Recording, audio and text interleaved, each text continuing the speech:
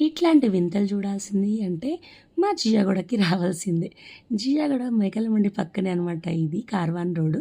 So, ఇట్లా గొర్రెలు, మేకలు అన్నిటినీ ఎంత విపరీతంగా తీసుకెళ్తున్నారు. నాకు వీటిని చూడగానే మనుషులు గుర్తుకొచ్చారు.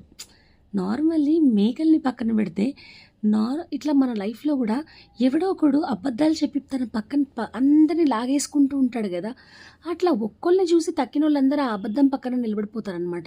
నిలబడ్డం గాదు పడుకుంటారనమాట. అంత గట్టిగా నమ్మేస్తారు ఆ అబద్ధాన్ని.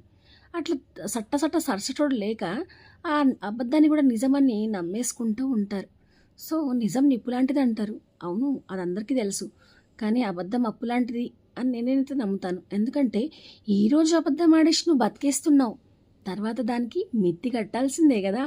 మిత్తి కట్టేటప్పుడు తెలుస్తది బిడ్డా దాని బాధేంటో. ఏమంటారు?